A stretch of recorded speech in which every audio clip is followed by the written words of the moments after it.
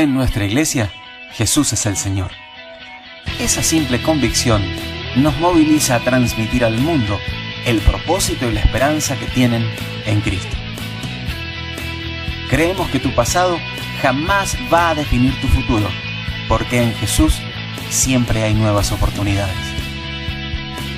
En nuestra iglesia, pensamos que nadie es mejor a otro. Simplemente hacemos nuestro mejor esfuerzo en convertirnos en lo mejor que podemos llegar a ser. En nuestra iglesia, creemos en Dios, pero también estamos convencidos que Dios cree en nosotros. No estamos en contra de las personas que no asisten a la iglesia. Por el contrario, nos acercamos a ellas con amor, el mismo amor que nos alcanzó a nosotros. En nuestra iglesia, aprendemos a servir a Dios con nuestro corazón y a adorarle con toda nuestra vida. Si estás buscando la iglesia perfecta, no somos esa. En nuestra iglesia, sabemos que cometeremos errores, pero elegimos aprender de ellos. En nuestra iglesia, estamos comprometidos con las personas que tienen una necesidad real, porque somos las manos y los pies de Cristo. Y finalmente, queremos que escuches esto de manera especial. Creemos que nuestra iglesia no es realmente nuestra, porque toda la iglesia es de Dios. Vivimos, avanzamos y respiramos en su iglesia, para su gloria, para su fama y no para la nuestra. Estás invitado a involucrarte con todo tu corazón y a experimentar la vida que te espera en Cristo. Bienvenidos a nuestra iglesia. ¿Cómo volver a tener fuego de Dios? El libro de Reyes en el Antiguo Testamento relata justamente este tiempo histórico de Israel, el pueblo de Dios, bajo la monarquía. No siempre Israel fue gobernado por reyes. El tiempo anterior fue a través de los jueces. El capítulo 16 cuenta la historia de uno de los reyes más perversos que reinaron en Israel. Probablemente usted tendría que hacer un uso de memoria y acordarse de esto, porque es una buena advertencia acerca de nuestra vida.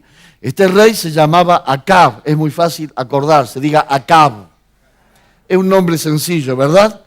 Y miren lo que dice la Biblia, estoy leyendo en el capítulo 16, verso 30. Reinó Acab, hijo de Omri, que era su padre, 22 años. Y Acab hizo lo malo delante de los ojos de Dios, del Señor, de Jehová. Hizo lo malo más que todos los que reinaron antes que él. Es decir, el reinado de Acab figuraba en el libro Guinness como récord. Nadie hizo más mal que este rey, nadie. Hizo lo malo delante de los ojos de Jehová más que todos los otros reyes. Y empieza a explicar algunas cosas y dice como ser, verso 31, que le fue ligera cosa andar en los pecados de Jeroboam, que fue otro de los peores, pero a este le fue fácil andar en los pecados de Jeroboam. Y también dice que tomó por mujer a Jezabel, hija de Baal, rey de los Sidonios, y fue y sirvió a Baal y lo adoró. Una de las primeras advertencias que Dios le da a Israel cuando ellos van a la conquista de la tierra prometida es que no den a sus hijos ni a sus hijos en casamiento con los pueblos que habitaban esa tierra. En el Nuevo Testamento hay una expresión genérica, una enseñanza que dice: no hagáis yugo con los incrédulos. Diga conmigo, no hagáis yugo con los incrédulos. En el Antiguo Testamento dice: no den sus hijas ni sus hijos en casamiento con los hijos de los pueblos que el juicio de Dios estaba sobre ellos. Entonces, Dios estaba juzgando y condenando a esos pueblos. Mal haría Israel en hacer alianzas familiares con ellos. Y le advierte y le dice, porque ellos les van a llevar por camino equivocado a adorar dioses falsos. ¿Qué es lo que hizo Acab?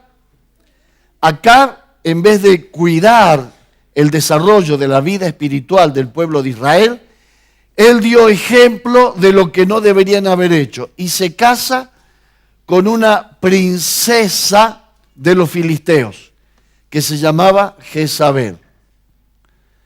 A lo largo de la historia de la humanidad usted sabe que cuando se casaba un rey con una princesa de otro pueblo, era una alianza política y también religiosa. Así que Jezabel no vino sola a su boda, vino todo con un séquito de servidores y de sacerdotes paganos que comenzaron a promover el culto a Baal, uno de los ídolos más perversos que había en la tierra de Palestina en ese tiempo. Pero no solamente eso, la Biblia sigue relatando que no solamente se contentó con practicar el culto a Baal, sino que levantó imágenes, estatuas de Baal, para que el pueblo adorara como Dios a Baal. Y más también, reconstruyó las murallas de Jericó y lo hizo al precio de su hijo primogénito. ¿Qué significa? Mire, si había algo absolutamente al extremo en cuanto a la ética y la moral con los pueblos paganos, era que Israel jamás practicó sacrificios humanos. Y para edificar la ciudad de Jerusalén, a su propio hijo, al hijo primogénito, lo estampó ahí en los cimientos, piedra sobre piedra, como haciendo un sacrificio a sus dioses. Y cuando pusieron las puertas, antes de poner las puertas, sacrificó a su segundo hijo y lo mató ahí como una ofrenda para sus dioses. Cosa terrible en Israel y cosa muy común en estos pueblos. Estamos hablando más de 4.000 años atrás. Entonces imagínense que esto de hacer sacrificios humanos, que acá, como ser en América, los mayas, los incas, lo han practicado hasta el descubrimiento de América. Pero ya 4.000 años atrás, el Señor declaraba como abominación a Dios este tipo de práctica. Bueno, acá, rey de Israel, referente espiritual, llegó a ese extremo. Menciono esto, porque este es el marco en el cual se encuentra la historia que es base para el mensaje de nosotros en esta noche. Miren lo que dice el libro de Jueces cuando el Señor le autoriza a Josué a entrar y a poseer la tierra. No te emparentarás con ellas, no darás tu hija a su hijo, ni tomarás su hija para tu hijo, porque va a desviar tu hijo de en pos de mí y servirá a dioses ajenos. Y el furor de Jehová se encenderá sobre vosotros y te destruirá pronto. Mas así debéis hacer con ellos. Sus altares destruiréis, quebrantaréis sus estatuas, destruiréis sus imágenes y quemaréis sus esculturas. Y en vez de destruirlo y quemarlo, lo construyó.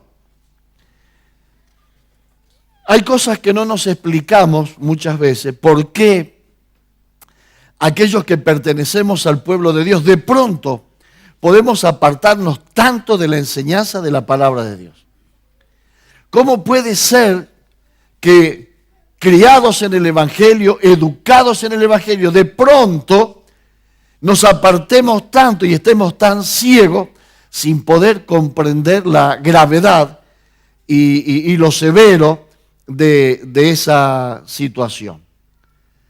Así que la religión de los padres no les resultó muy atractiva, empezaron a relacionarse con los pueblos paganos, empezaron a hacer alianzas familiares y las nuevas generaciones empezaron también a incursionar en los cultos paganos.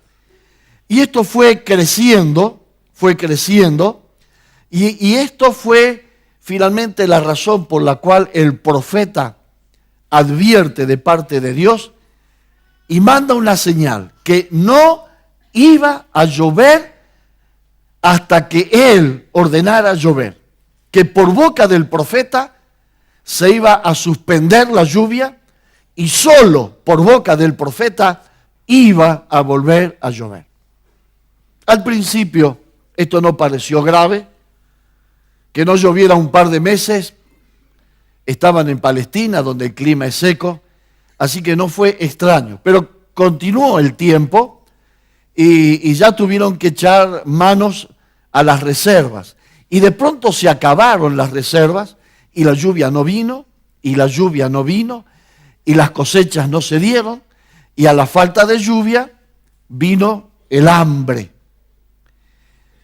Algunos podrían decir, bueno, nos ha tocado un tiempo de sequía. Otros decían, será la corriente del Niño. Vieron que todo el mundo le echa la culpa a la corriente del Niño. Si llueve o no llueve, si hace frío o calor, es la corriente del Niño. Bueno, muchas explicaciones habrían para poder explicar por qué faltaba la lluvia. Y habían explicaciones razonables quizás, explicaciones que venían desde la lógica humana.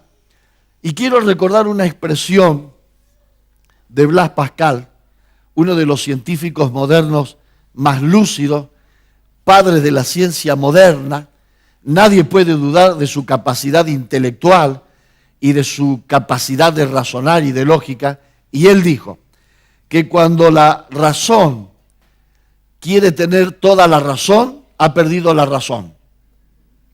Qué interesante, ¿no? Porque saben que cuando a nosotros nos va mal y cuando hay una serie de situaciones que se repiten en nuestra vida y en la historia, como ser, en la Argentina ya sabemos que cada 10 años tocamos fondo, ¿verdad? Y ya parece que es cultural. Ahora, nadie se pregunta a ver cuál es la respuesta desde lo espiritual. Tenemos la respuesta desde lo político, tenemos la respuesta desde lo económico. Cambiamos hacia la derecha, cambiamos hacia la izquierda, hacemos todo, pero en 10 años otra vez tocamos fondo. Escuchamos a los políticos y escuchamos a los economistas, qué lindo que la explican, ¿no?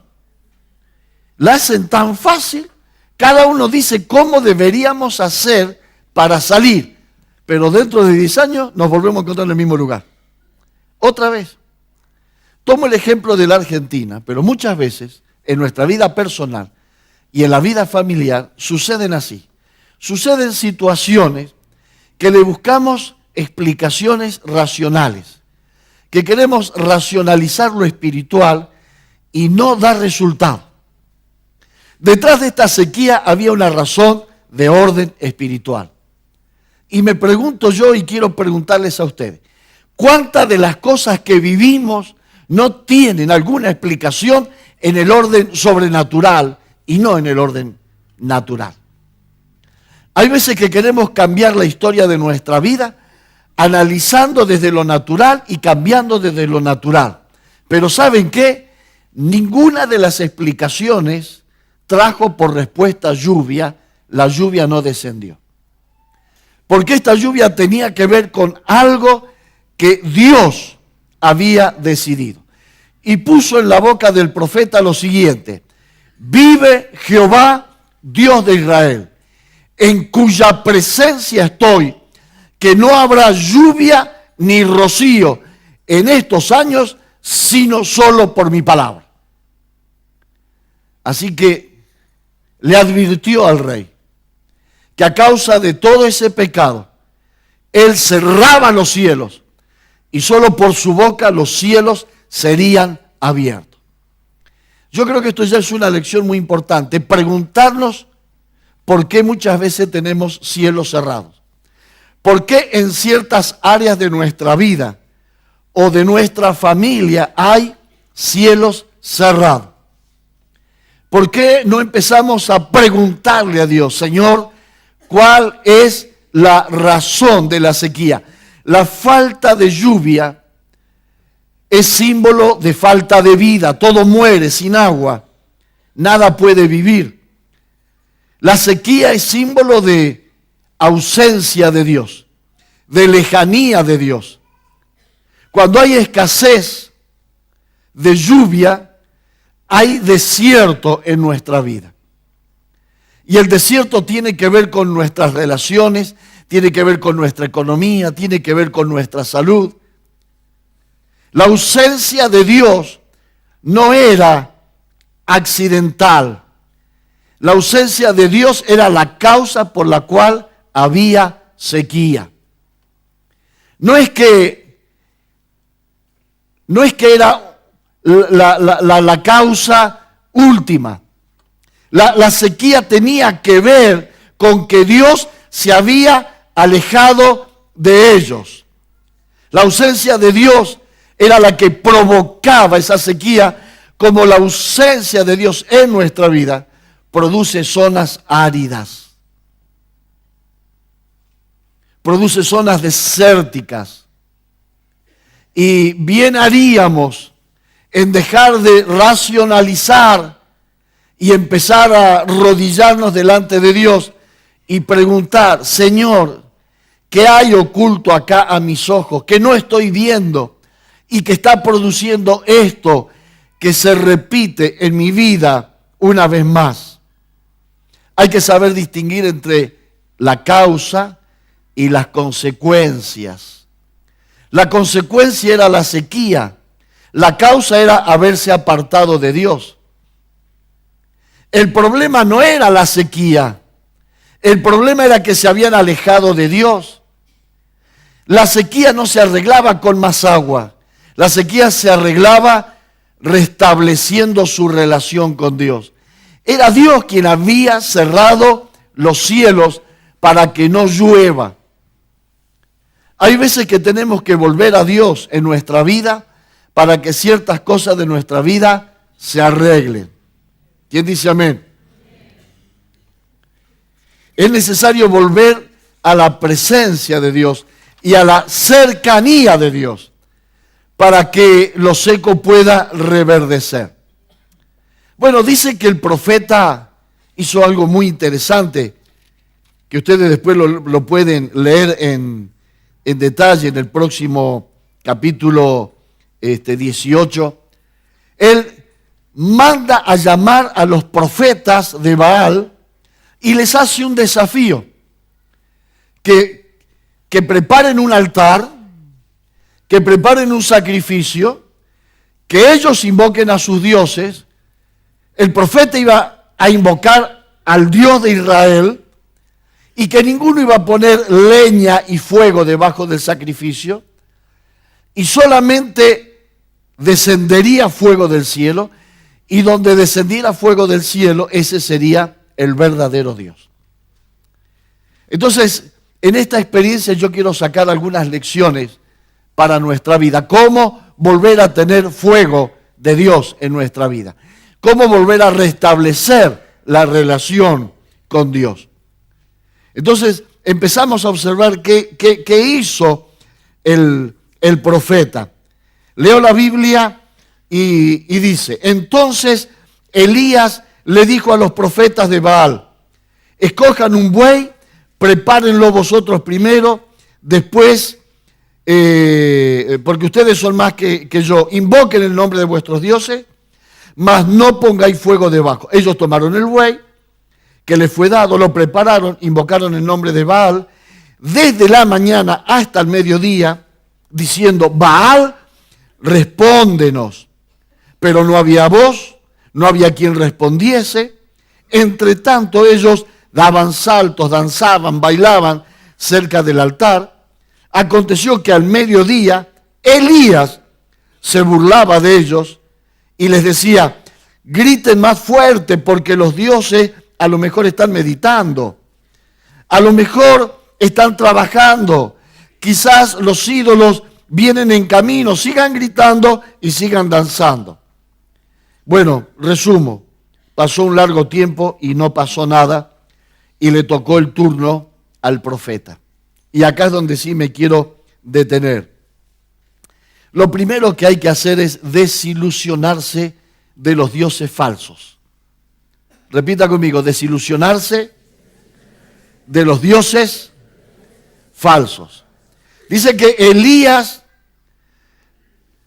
llamó a todos: acérquense a mí, al pueblo que se le acerque, y dice que él comenzó a arreglar el altar de Jehová que estaba arruinado.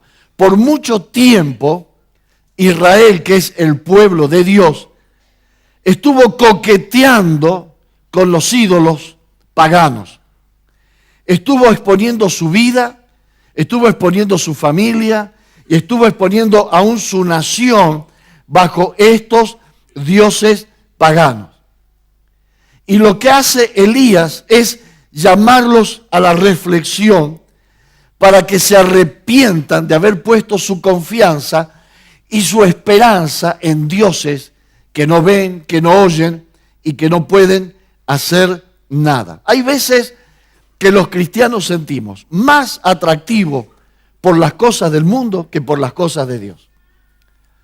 Hay veces que los cristianos también de pronto nos vamos olvidando de Dios, vamos dejando a Dios de lado, vamos dejándole de darle importancia, la prioridad, y empezamos a coquetear con el mundo. Saben, todas esas generaciones que habían surgido en Israel habían ido de alguna manera criándose lejos de la revelación de Dios. Y habían empezado a disfrutar, entre comillas, de las mieles que el mundo les ofrecía. Y de esa vida donde nada está prohibido, donde nada tiene norma, nada tiene regla. Entonces, imagínense de qué manera masivamente se volvieron a esos cultos paganos. Lo que tenía que suceder en este lugar era desilusionarse de lo que el mundo te puede ofrecer. La Biblia dice que el mundo pasará. La Biblia habla acerca del resultado final de las cosas de este mundo. La palabra de Dios nos invita a hacer tesoros en el cielo. La Biblia nos advierte acerca de las falsas expectativas con que el mundo muchas veces nos quiere atrapar. Pero muchas veces no tenemos esa lucidez espiritual para darnos cuenta que estamos dando pequeños, grandes pasos alejándonos de Dios. Uno nunca se aleja de Dios de golpe. Uno se empieza a alejar de Dios paso a paso, permitiéndose ciertas cosas que uno sabe que no son del todo correctas, cosas que no edifican, cosas que no hacen bien, pero las probamos y decimos: vieron que no pasó nada. Y entonces la próxima vez probamos otra cosa y decimos: vieron que no pasó nada. Y después, cuando va pasando el tiempo, miramos para atrás y es como que hemos perdido de vista a Dios. Nadie en un momento dice: me aparto de Dios. En el momento en que uno dice: me aparto de Dios, es porque hace mucho tiempo ya dio muchos primeros pasos de alejarse de Dios. Por eso lo primero que tenemos que hacer si queremos volver a Dios con todo el corazón y con toda la fuerza es desilusionarnos de donde hemos puesto nuestras ilusiones personales, de lo que el mundo puede dar, de lo que el mundo puede ofrecer, y volver a poner el corazón en las manos de Dios. Lo segundo que hizo el profeta fue restaurar el altar. Diga conmigo: restaurar el altar. Una vez más, La Biblia dice, y él arregló el altar de Jehová porque estaba arruinado. Miren, cuando uno se aleja de la presencia de Dios, el altar se empieza a arruinar. Y sigue diciendo, y edificó con las piedras un altar en el nombre de Jehová. ¿Qué es lo que había pasado en Israel? Había pasado tiempo en que el altar de Dios había dejado de ser usado y se había arruinado. Y a nadie le había importado. ¿Sabes que los primeros pasos que damos alejándonos de Dios es cuando perdemos presencia en el altar de Dios? Cuando dejamos de orar, cuando ya dejamos la lectura personal de la palabra de Dios, cuando dejamos el servicio a Dios y el altar de Dios se empieza a arruinar, ya desaparece de nuestra vida. ¿Quiénes son los que se alejan de la presencia de Dios? Los que han descuidado el altar personal de alabanza y de adoración a Dios. Por eso, para volver a Dios, lo primero que hay que hacer es restaurar el altar. Lo primero que hizo el profeta, antes que nada, es arreglar ese lugar donde él se encontraba con Dios. Y dice que tomó 12 piedras, una por cada tribu, como haciendo una alianza firme, como diciendo, nosotros somos el pueblo escogido de Dios. Y en medio de estas 12 piedras, de estas 12 tribus, nosotros adoraremos solo a Jehová, nuestro Dios. Hace falta volver a restaurar el altar personal. Diga conmigo, altar personal. No sé por qué a estas baldosas que hay acá le decimos el altar. ¿Vieron que decimos pase al altar, venga al altar? El problema no es esto. El problema es el altar personal donde yo me encuentro con Dios. Donde tengo que volver a encontrarme diariamente. Diga conmigo, diariamente. Con Dios. Diga conmigo, la Biblia abierta. La oración. Ese es el altar que tenemos que restaurar. Hay un peligro. El peligro es de limitar nuestra vida cristiana a la comunión en la iglesia. La vida cristiana solamente se puede sostener cuando tenemos el altar personal de adoración a Dios. Cuando yo puedo sostener personalmente mi comunión con Dios, donde tengo mi tiempo, mi lugar, mi ámbito para poder hacerlo. El templo no reemplaza lo que yo como persona tengo que hacer delante de Dios. Dios está esperando que nos desilusionemos del mundo, pero también está esperando que nosotros podamos construir ese altar que ha sido destruido muchas veces por la televisión, por el internet, por el cansancio. Y entonces tenemos una vida de pronto que se nos ha armado de tantas cosas que lo único que no entra es el altar de Dios. Es el altar de Dios. Estamos dispuestos a pasar largas horas en la noche en una fiesta, a quedarnos despiertos toda la noche haciendo, no sé, lo que quieran ustedes. Algunos leen, otros estudian, otros juegan a los videojuegos toda la noche, otros, qué sé yo, se van a pescar toda la noche. Pero ¿sabe qué? Lo único que en la vida moderna no parece que no hay cabida es el altar para el Señor.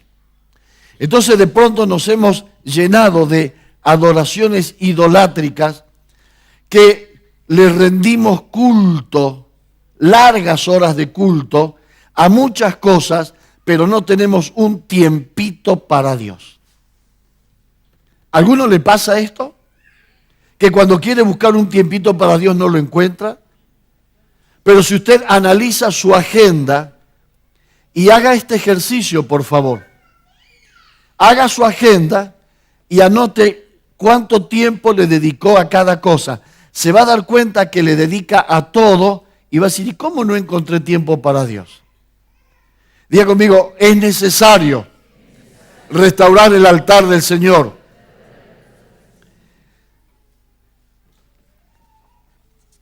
Algunos dicen, lo que pasa es que el día tiene solamente 24 horas. Si el día tuviera 48 horas, haríamos más fútbol, más internet, más jueguitos, pero tampoco le encontraríamos. Porque restaurar el altar de Dios tiene que ver con prioridades. Diga conmigo, prioridades. Prioridades es correr las cosas y decirle, correte de acá, este no es tu lugar, este es el lugar por Dios. Prioridad no es ver mi agenda y decir, a ver, ¿dónde tengo libre? ¿Dónde tengo libre? Usted tiene que hacer un tiempo libre. Hágalo. ¿Entiende? Restaurar el altar es hacerle tiempo a Dios en la vida personal. Si usted ve su agenda, nunca va a encontrar lugar para Dios. Porque el lugar para Dios hay que hacerlo. No viene en la agenda. Hay que hacerlo. Y lo pueden hacer solamente aquellas personas que saben que todas las cosas de la vida se van a ordenar cuando yo restaure el altar de Dios en mi vida personal. ¿Alguien lo va a intentar, por favor? ¿Alguien es capaz de intentarlo? ¿Sí? ¿Sí? Gloria a Dios. Casi que ya terminaría el mensaje acá entonces. De veras. Porque si tuviéramos la capacidad de hacerle espacio a Dios, eso sería ya un principio de solución y de respuesta para la vida.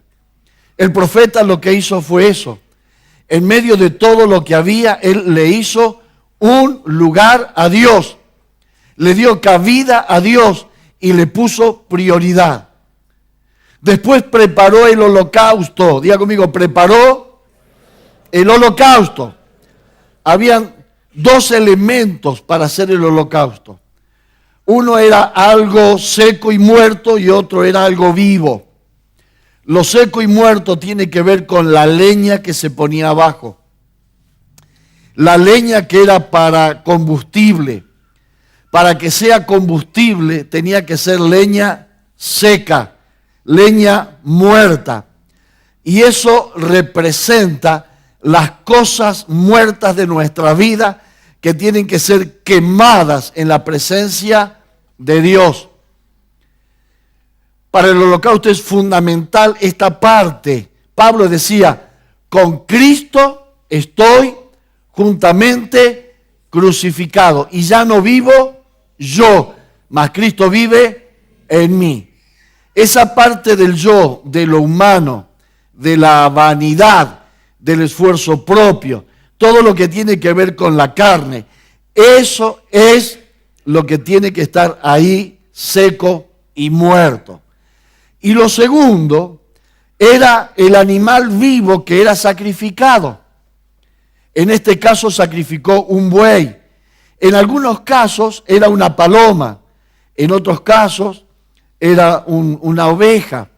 En este caso fue un buey, un becerro. ¿Y por qué Elías sacrifica este buey? Porque el buey es el símbolo de la fuerza bruta. Es el símbolo de la fortaleza humana que debe ser sacrificado. Porque no es con ejército ni con espada, sino con mi espíritu, ha dicho el Señor. Es la confianza en sí mismo. Eso es lo que tiene que estar ahí arriba. Es la confianza en la idolatría lo que debe ser sacrificado. Es así que Dios está esperando que preparemos ese holocausto. Lo que hizo Eliseo, fue poner esas piedras, armar el lugar, poner la leña seca y el sacrificio de ese animal vivo. Pero nada es suficiente sin fe. Diga conmigo fe. Le puso una buena medida de fe. Diga conmigo una buena medida de fe.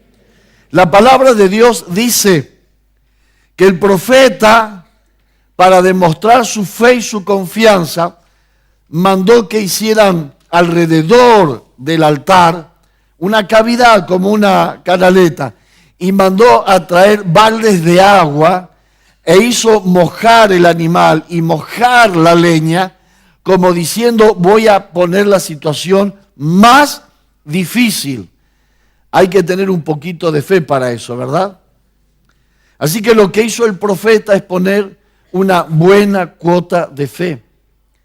Y quiero decirte que sin levantar el altar y sin preparar el holocausto, pero si no tienes una buena medida de fe, nada es posible.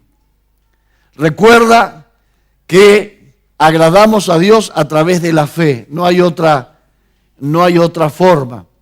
Sin fe es imposible agradar a Dios. Si dudamos de lo que Dios quiere que nosotros hagamos, si no estamos convencidos absolutamente de que Dios lo va a hacer, de nada sirve el altar, de nada sirve el sacrificio.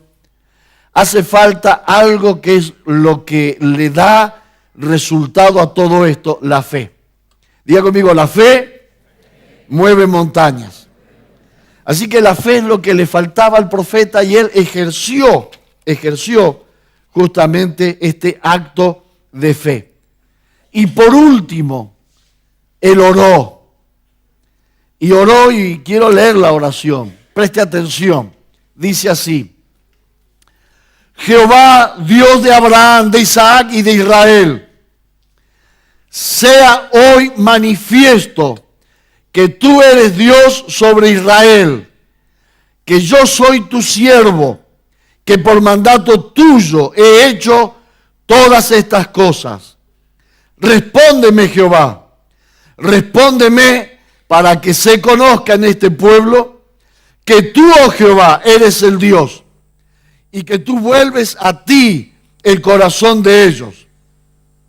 Y termina esta oración cuando él mismo relata: entonces cayó fuego de Jehová. Qué maravilloso. Y consumió la leña, las piedras, el polvo y aún las llamas lamieron el agua que estaba sobre la zanja. Viéndolo todo el pueblo, se postraron y dijeron: Jehová es el Dios, Jehová es el Dios. Cuando hay un acto de fe semejante, cuando hay una vida entregada, cuando hay una vida comprometida con el Señor, la Biblia dice que no serán avergonzados los que en mí confían. Así que déjeme cerrar este mensaje. Si nos acercamos todos juntos como iglesia, dicen que el profeta reunió a todo Israel en un mismo sentir, en un mismo espíritu. Si la iglesia restaura el altar del Señor, si somos capaces, los que estamos hoy recibiendo esta palabra, de restaurar el altar personal delante de Dios, si tomamos toda nuestra impureza, todo nuestro pecado y toda nuestra carnalidad para que sea combustible, si somos capaces de despedazar el buey que es el yo, si somos capaces de crucificar el ego, si somos capaces de derramar lágrimas de un corazón humillado que mojen ese altar, si oramos con convicción, con fe, con corazón sincero, caerá fuego del cielo. Caerá fuego del cielo. Escucharemos el testimonio de la gente diciendo: Jehová es el Señor, Jehová es el Señor. ¿Cómo volver a tener fuego de Dios? Es una decisión personal. Es algo que tenemos que volver atrás. El altar de Dios no se lo reemplaza con nada, sino con el altar restaurado. Yo quiero animarte en esta noche, que podamos volver a darle al Señor un lugar de prioridad. Se acercan los 40 días de ayuno y oración. Que estemos preparados para esos 40 días. No podemos llegar a esos 40 días y desperdiciar 20 días preparándonos. Estamos a 20 días de las jornadas de ayuno y oración.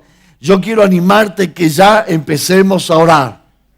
Yo quiero animarte que ya empecemos a buscar el rostro del Señor. Yo quiero animarte que ya empecemos a separar un tiempo personal de oración. Que en nuestra agenda figure Dios. Yo no sé cuántos se hacen agenda o cuántos en sus teléfonos marcan el sábado partido de fútbol, el jueves cumpleaños, el viernes asado con los muchachos, el lunes fulbito. ¿Qué le parece si aparece encontrarme con Dios? ¿Qué tal si en la agenda empieza a aparecer como algo importante? ¿Qué es lo que agendamos nosotros? Las cosas importantes. Lo que no queremos olvidar. Y entonces, a lo mejor con un marcador distinto. No use el rojo ni el verde, ni el azul. Aún busque un color raro para que le llame la atención. Y ese color le indique, acá voy a buscar a Dios. Este es mi tiempo apartado y separado, donde nadie me puede molestar, donde no hay otra ocupación en la tierra más sagrada que estar en la presencia de mi Señor. No quisiera que lleguemos al 21 de septiembre y lleguemos tan apurados y desordenados que tardemos 20 días preparándonos. Me gustaría que llegue el 21 de septiembre con una iglesia lista para empezar una jornada gloriosa que va a transformar la Argentina, que va a cambiar mi ciudad, que va a afectar para bien a mi familia y que va a tener un tiempo de renovación espiritual en la vida personal. ¿Acepta ese desafío? ¿Qué les parece si en la célula ya empiezan a tener un tiempo también de oración especial? ¿Qué les parece si en cada célula marcan un día para orar? No hace falta volverse a reunir. Un día a la semana está bien la reunión. Pero ¿qué tal si en la célula deciden encontrarse no en un lugar de la ciudad, sino en un punto espiritual de oración? A las 8 nos unimos orando, donde cada uno se encuentre. ¿Qué les parece? ¿Qué les parece si empezamos a restaurar el altar de Dios? Empezamos a buscar el rostro de Dios con todo nuestro corazón, con toda nuestra fuerza. ¿Sabe que cuando no buscamos a Dios, de pronto empiezan a pasar cosas raras en nuestra vida? Yo creo que todas las respuestas que nos podemos haber dado probablemente humanamente sean razonables, pero espiritualmente son falsas. Muchas de las cosas que vivimos es porque hemos dejado a Dios de lado. No es que lo hemos dejado de amar. No es que hemos renegado de Dios. Es que hay muchos ídolos en nuestra vida que exigen tiempo. Ídolos que exigen tiempo. Y como Dios no te exige tiempo, está esperando que vos se lo des, muchas veces no se lo damos. Yo te animo que puedas romper ese círculo vicioso de falta de tiempo. Yo me lo propongo, te estoy hablando a vos y estoy en mi mente considerando cosas que yo tengo que cambiar en mi vida, maneras de agendar mi tiempo a solas con Dios. Cuando uno sirve a Dios, presten atención, líderes de célula, pastores ayudantes, coordinadores, ministerio de adoración, de niños, ujieres, los que cuentan la ofrenda, cualquiera sea tu lugar de servicio. Uno de pronto sirve tanto a Dios que no tiene tiempo para estar con el Dios de la obra. Está en la obra de Dios, pero no está con el Dios de la obra. Y eso también es pecado, porque nos sentimos satisfechos en el servicio que nosotros hacemos y nuestra única satisfacción tiene que venir de haber estado con Dios. ¿Me entiende? Entonces muchas veces la obra es un ídolo también, un ídolo en nuestra vida, que está ocupando un lugar que solamente Dios debe ocupar. Y ustedes me están entendiendo bien, porque no estoy diciendo que dejemos de servir a Dios, estoy diciendo que no hagamos que servimos a Dios cuando a Dios hace mucho que no lo vemos. Para servir a Dios tenemos que estar en su presencia. Cerrá tus ojos y quiero que cerremos este culto. Simplemente que te hagas un propósito para esta semana. ¿Podrás hacer un propósito esta semana? ¿De qué manera restaurar, fortalecer tu altar personal? Proponete algo, no sé si todos los días, no sé si un día a la semana, no sé si a la noche, no sé si a la madrugada, pero será posible que tengas tu tiempo, que puedas tener ese lugar donde nadie te interrumpa, ese lugar donde nadie te llame, ese tiempo exclusivo.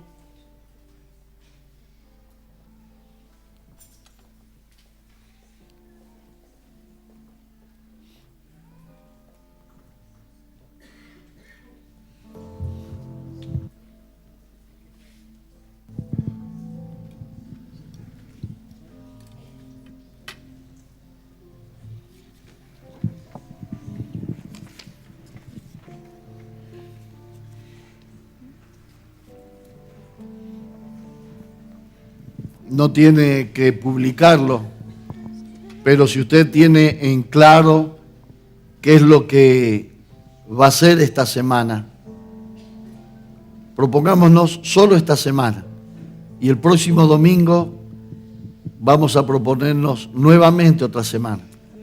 Pero no hagamos grandes planes. ¿Qué te parece si hacemos planes solo por esta semana? Amén. Solo por esta semana. Así que si hay alguien que ya sabe qué es lo que va a hacer esta semana, le pido que se vaya poniendo de pie. Y aquellos que todavía no lo tienen en claro, oren y pídanle al Señor que le dé claridad sobre su decisión. Y ya vamos a orar.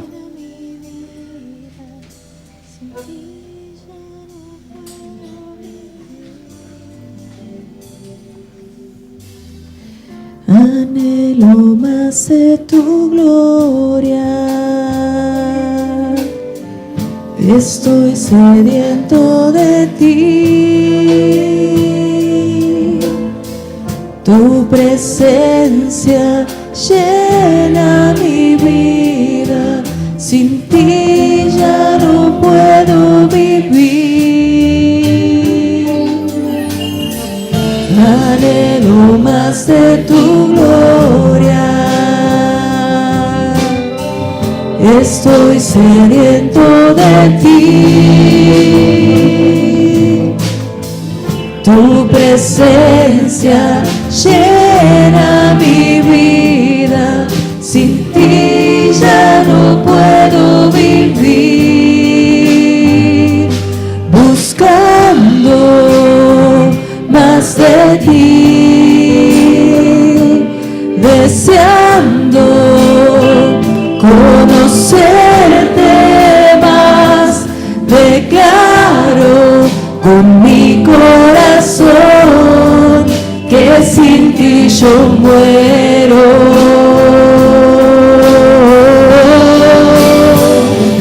Buscando más de ti, deseando conocerte más, declaro con mi corazón que sin ti yo muero. Le guío en una oración y juntos como iglesia cerremos este primer día de la semana haciendo pacto con el Señor de renovación espiritual, de búsqueda de su presencia, de volver a la fuente sencilla que es la oración, la palabra y el tiempo con el Señor. Hagamos esta oración repitiendo conmigo, por favor. Padre Celestial, Padre Celestial, honramos y bendecimos tu nombre. honramos y bendecimos tu nombre. reconociéndote como Señor de nuestra vida reconociéndote como Señor de nuestra vida y reconociéndonos como siervos tuyos. y reconociéndonos como siervos tuyos. Te pedimos perdón, Señor, Te pedimos perdón, Señor, por la rebelión de nuestro por corazón. la rebelión de nuestro corazón, Que como siervos que como siervos queremos trabajar en tu obra, queremos trabajar en tu obra, haciendo las cosas que nosotros queremos. haciendo las cosas que nosotros queremos. Queremos, Señor, renunciar esta noche Queremos, Señor, renunciar esta noche a toda carnalidad, a toda carnalidad, a la fuerza del a la hombre, fuerza del hombre, para volver a confiar en ti, Señor. para volver a confiar en ti, Señor. Queremos volver a tu presencia Queremos volver a tu presencia para preguntarte para preguntarte y escuchar tu voz, y escuchar tu voz, para obedecerte, para obedecerte, para servir a tus propósitos para servir a tus propósitos y no a nuestros propósitos. y no a nuestros propósitos. Señor, queremos renunciar Señor, queremos renunciar a las excusas a las excusas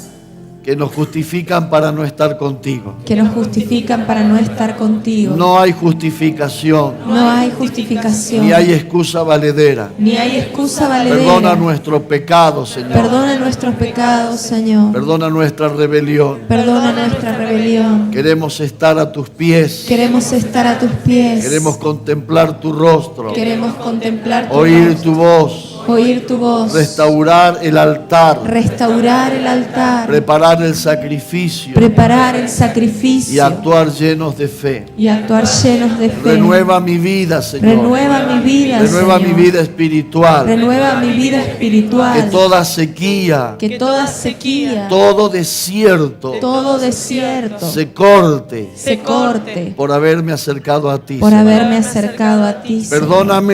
Perdóname por buscar razones espirituales, por buscar humanas, razones humanas en problemas en espirituales. problemas espirituales. Perdóname, Señor, Perdóname, Señor, por no haber entendido, por no haber entendido, por no haber discernido por no haber discernido espiritualmente espiritualmente las situaciones que me tocan vivir. las situaciones que me tocan vivir. Vuelvo a ti, Señor, Vuelvo a ti, Señor, como el primer día, como el primer día, a tus brazos, a tus brazos, a tu amor a tu amor y a tu presencia. y a tu presencia. En el nombre de Jesús. En el nombre de Jesús.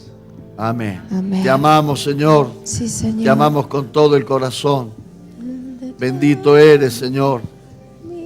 Te anhelamos más en nuestra vida y te necesitamos más, Señor. Sí, Señor. Señor, abre los cielos, Sí, Señor. que vuelva la lluvia sobre tus hijos, que vuelva a humedecer los campos y a producir frutos. Nos hace falta la lluvia que tú, Señor, has cerrado sobre nuestra vida. Que haya, Señor, abundancia y no escasez. Que haya paz y no rencilla. Que haya unidad y no distanciamiento. Que hayan frutos de tu reino, Señor, para gloria de tu nombre. Amén. Démosle un aplauso al Señor. Declaro con mi corazón que sin ti yo muero.